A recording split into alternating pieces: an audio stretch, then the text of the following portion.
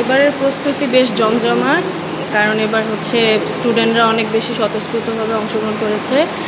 So আমার থেকে মনে হয় যে এবারের আয়োজনটা খুব ভালো হবে। তাই আমরা চাই আপনারা সবাই আপনাদের পরিবার এবং বন্ধুবান্ধব নিয়ে আসেন এবং পহেলা বৈশাখ উদযাপন করেন আমাদের সাথে। আপনাদের সবাইকে সাদর আমন্ত্রণ জানাচ্ছি। এবারের থিম হচ্ছে আমরা তো নির্বাচনের আগে অনেক রকম ঝামেলা দেখেছি, এরপরে অনেক রকম ঝামেলা দেখেছি। এবারের মানে মূল থিমটাই হচ্ছে যে সবাই মিলে যাতে আনন্দ করতে পারে, মানে কোনো রকম যাতে ভেদাভেদ না থাকে, কোনো রকম ঝামেলা না হয়। গেল বছরের সময় অনেক রকম সমস্যা চলছিল দেশের মধ্যে, তো সবাই এতটা অংশগ্রহণ করেনি। এবার মনে হচ্ছে অংশগ্রহণের পরিমাণটা বেশি।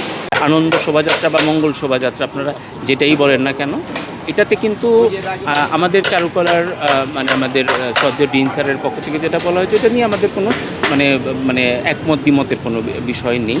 কারণ আমরা আসলে মানুষের হিতের উদ্দেশ্যেই কিন্তু এই ধরনের একটা মানে শোভাযাত্রার আয়োজন করে থাকি।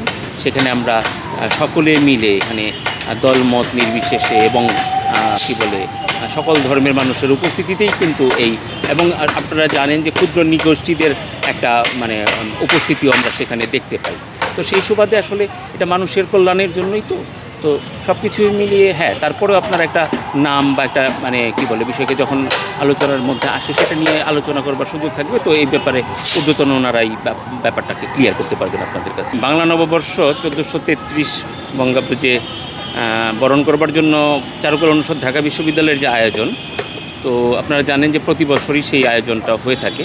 তো তার ব্যতিক্রম হচ্ছে না, এবং এই শোভাযাত্রাকে কেন্দ্র করে যে প্রস্তুতি সেটা আপনারা দেখতে পাচ্ছেন বেশ সমারোহে সেটা হচ্ছে, এবং বিকেলের দিকে আরও অনেক উপস্থিতি আমরা দেখব। তো আমরা চাই যে বিশ্ব শান্তিময় হোক। তো সেই সুবাদে আমরা একটা শান্তির পায়রা তৈরি করছি।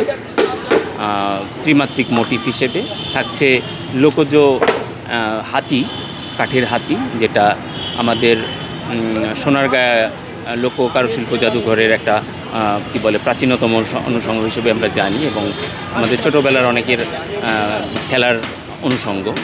থাকছে মাটির টেপা পুতুলের ঘোড়সওয়ার সহ, সেটাও একটা দর্শনীয় বিষয় হবে আশা করছি। থাকছে সূর্যোদয় এবং কি বলে সকালকে আহ্বান করবার জন্য বা মানুষকে জাগিয়ে তুলবার জন্য এক সময় মোরগের ডাকে কিন্তু আমাদের ঘুম ভাঙতো। আমরা জানি গ্রামের প্রেক্ষাপটের মানুষগুলোর এর সাথে পরিচিতির অনেক বেশি ছিল।